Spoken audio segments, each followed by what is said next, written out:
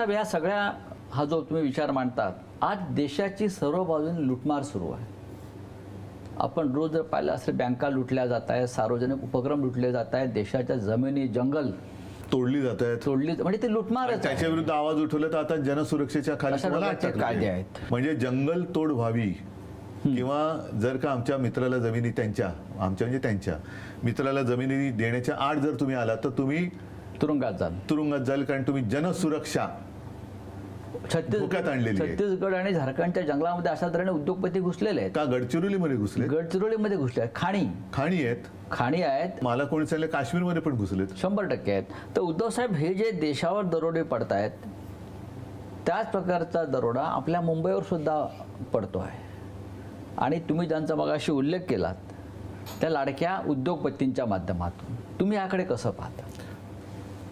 मुंबईकरांनी एकवटून याचा विरोध केला पाहिजे. ह्याचं कारण ही मी म्हटलं तसं एकाधिकारशाही. उद्या तुमच्या घरामध्ये वीज पण एकच माणूस देणार, तुमच्या गाड्या पण तोच देणार, तुमच्या घरातलं सगळं काही तोच देणार. म्हणजे त्याचे तुम्ही नाही म्हटलं तरी गुलाम किंवा अंकित होणार. आणि मूळचा जो मुंबईकर आहे, अगदी मी म्हणेन मराठी माणूस, हा मुंबई बाहेर फेकला जातोय. गिरणी कामगारांचा मोर्चा आता आझाद मैदानावरती आला होता. आता सरकार म्हणते की आम्ही त्याला मुंबईत घरं देणार. माझं तर म्हणणं की धारावीमध्ये गिरणी कामगारांना का घरं देत नाही? कुर्ला मदर डेअरीची जी जागा आहे, जी ह्या धारावीच्या पुनर्विकासासाठी दिली गेलेली आहे, जिची गरज नाही आहे, तिकडे गिरणी कामगारांना घरं का नाही देत?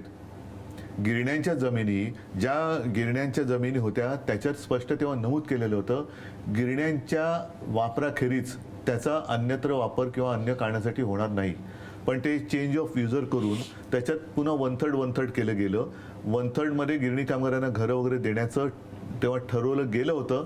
पण ते आता सगळं गेलं. तिकडे मोठे टॉवर्स उभे राहिले, मॉल उभे राहिले आणि गिरणी कामगार देशोधडीला लागला. आधी गिरणी कामगार फसला किंवा फसवला गेला आणि आता या मुंबईतला उरला सुरला मराठी माणूस फसवला जातो. आणि हे सगळं गौतम अडाणी या एका उद्योगपतीसाठी कायदे बदलले जात आहेत, नियम बदलले जात आहेत, सर्व काही बदललं जात आहे. सुरुवात होते आहे. मला एक सांगा ना, अदानीना धारावीसाठी फुकटात तुम्ही जमीन देताय. कुर्ला मदर डेअरी दिली, देवनारचं डम्पिंग ग्राउंड दिलं, कांजूर मार्ग ती जी काय मिठागराची जमीन आहे. धारावी हा आता मुंबई महाराष्ट्रातला नव्हे तर देशातला भ्रष्टाचाराचा आणि ज्याला तुम्ही जमीन घोटाळा, मोठा लँड स्कॅम, आंतरराष्ट्रीय स्तरावरचा हा लँड स्कॅम या धारावी पुनर्वसन प्रकल्पातून सुरू होतो आहे. धारावीचा भूखंड त्यांना पुनर्वसनासाठी दिला. या आधी राज्यामध्ये पुनर्वसन प्रकल्प झालेले आहेत. हा नवीन नाही आहे.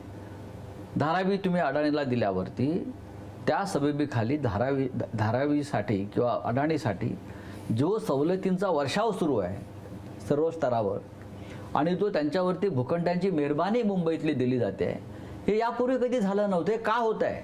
ह्यांचे मित्र आहेत म्हणून ना. म्हणूनच मी मगाशी सांगत होतो की धारावीसाठी जसे हे भूखंड तुम्ही यांच्या घशात फुकट घातलेत, तसं तुम्ही माझ्या गिरणी कामगारांना का नाही देत? फुकट एखादं भूखंड द्या ना तुम्ही. का नाही? तुमचे कोणीच लागत नाही गिरणी कामगारांची तुम्ही कोणीच लागत नाही. ज्याने मुंबई मिळवून दिली, संयुक्त महाराष्ट्रामध्ये लढ्यासाठी रस्त्यावरती उतरून रक्त सांडून मुंबई मिळवून दिली, त्यांनाच मुंबईमध्ये स्थान न देता हे कुठले आले? त्यांच्यासाठी तुम्ही मुंबई, म्हणजे पूर्वी असं म्हणतात की त्या इंग्रज ह्याला त्या कोणाला तरी ती आंदण दिली होती मुंबई, पोर्तुगीज का इंग्रज कोण होते त्यांना, तसे तुम्ही यांना अदानींना आंदण देताय. काय संबंध आहे? म्हणजे सगळं काही तुम्ही त्यांना देताय. देवनारचं डम्पिंग ग्राउंड, म्हणजे हा तर कहर झाला. आता त्या डम्पिंग ग्राउंडवरचा कचरा जो आहे तो महापालिका किती 2700 का काहीतरी कोटीचं त्यांचं टेंडर आहे. आता जी काय माहिती मिळते की तो कचरा साफ करण्याचा टॅक्स नागरिकांवरती लावणार, भूखंड अदानीला देणार. एवढंच नाही तर मला आणखीन पुढचं जे कळलं ते खरं असेल तर आणखीन भयानक आहे, ती काम साफसफाई करणारी कंपनी सुद्धा अदानीची. म्हणजे देश अडाणी चालवतायत, अदानी चालवतात किंवा अडाणी चालवतात की मुंबई सारख्या शहराचा सातबारा ना. म्हणून तर त्यांनी शिवसेना तोडली ना. आता तुमच्या लक्षात येईल की शिवसेना जी मुंबईसाठी कुठे तडजोड करणं शक्य नाहीच आहे, ती शिवसेना तुम्ही तोडायचा आणि चोरण्याचा आणि संपवण्याचा प्रयत्न एवढ्यासाठी केला. नाहीतर धारावीचा पुनर्विकास मी करत होतो. पण धारावीमध्ये माझी आज सुद्धा तीच मागणी आहे की धारावीकरांना त्यांच्या धारावीमध्ये एक वैशिष्ट्य आहे. धारावीमध्ये प्रत्येक घरामध्ये एक उद्योग आहे. त्याला अगदी मायक्रो स्केल म्हणा, स्मॉल स्केल पण नाही, जगातले अनेक ब्रँड तिकडे बनतात. अनेक आणि छोटे छोटे. त्यांना उद्योगासह त्यांना राहतं घर तिकडेच द्या. आता काय चाललेलं आहे, आता तिकडे सर्वे सुरू केलेला आहे आणि आत्तापर्यंत जो काही सर्वे सुरू आहे झालाय, काही हजारात असेल, शेकड्यात असेल, त्याच्यापैकी माझ्या माहितीप्रमाणे 80% लोकांना अपात्र ठरवण्यात गेलं आलेलं आहे आत्तापर्यंत जो सर्वे झाला त्याच्यात.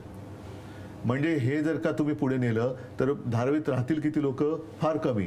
आणि त्या लोकांना जर तुम्ही सांगितलं अरे इकडे एका खोलीत तू मरतोयस, तुझं आयुष्य इकडे गेलं, तू त्या कचरा भूमीत देवणार डम्पिंग ग्राउंडला जा, तुला 2 खोल्या देतो. म्हणजे अख्खी धारावी साफ करणार, त्या धारावीमध्ये टॉवर बांधणार आणि त्या टॉवरमध्ये मराठी माणूस राहणार का? आणि त्याच धारावीच्या बाजूला जे बांद्रा कुर्ला कॉम्प्लेक्सची जागा आहे तिकडे अहमदाबादला जाणाऱ्या बुलेट ट्रेनचं स्टेशन, हा निवड योगायोग समजायचा का? म्हणजे एवढं सगळं धडधडीत डोळ्यासमोर आहे. धारावी रिकामी केली जाते. धारावीमध्ये जे टॉवर येणार, आज तिकडचे जागांच्या किमती काय त्या बघा. त्या किमतीला मराठी माणूस किंवा कोणी मुंबईकर जो आहे सर्वसामान्य तो जमीन घेऊ शकणार नाही. मग तिकडे येणार ते कोण येणार की त्यांच्यासाठी बाजूला अहमदाबादला जाण्यासाठी बुलेट ट्रेनचं स्टेशन आहे. उद्धव साहेब, धारावीच्या नावाखाली वांद्रा रिक्लेमेशनची जागा अडाणीला दिलेली आहे. मिठागराच्या जमिनी अडाणीला मिळत आहेत. मदर्स डेअरीचा भूखंड अडाणीला मिळतो आहे. त्यानंतर कांजूर आणि मुलुंडच्या ती बांद्रा रेक्लेमेशनची तिथली जी जागा आहे हा तिकडे काय नाही धारावीकरांना हलवा. तुम्ही देवनार डम्पिंग ग्राउंडला हलवण्यापेक्षा तुम्ही धारावीकरांना ती माहीम कॉलेजची इथली ना वांद्रा ती जागा द्या आणि तुमचे टॉवर देवनार डम्पिंग ग्राउंडवर बांधा. देसरच्या टोल नाक्याच्या जमिनी अडाणीला मिळत आहेत. कांजूरची दिले. आपण काय देणार आहोत? ही मुंबई पहिल्या प्रथम मिठागराचा उपयोग केला जातोय. होय. जी कांजूरची जागा आपण आपल्या मेट्रोसाठी वापरत होतो मागत होतो ती दिली नाही. कोर्टामध्ये केंद्र सरकार अडून बसलेलं. आपलं सरकार पाडलं, आरेचं जंगल कापलं, तिकडे ते आरेचं मेट्रोचं हे करणार आणि कांजूरची जागा अडाणीला देणार. अशा पद्धतीनं मुंबईवर म्हणजे पर्यावरणाचा खात्मा, मुंबईच्या सुव्यवस्थेचा खात्मा. आता एवढी सगळी लोकसंख्या वाढल्यानंतर ह्यांचं सांडपाणी नेण्याची व्यवस्था, त्याचं ओझं कोणावर येणार? पिण्याचं पाणी कोण देणार? रस्ते कुठून आणणार? अशा पद्धतीनं या महाराष्ट्राच्या राजधानीवरचा उरला सुरला जो मराठी ठसा आहे तो पुसण्याचा प्रयत्न होतोय. तोच तर चाललाय आणि त्यालाच तर आम्ही विरोध करतोय.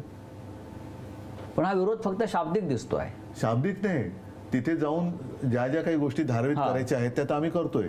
पण ह्याच्यामध्ये ज्यांच्यासाठी लढतोय तो पण आता मराठी माणूस आता एकत्र यायला लागला.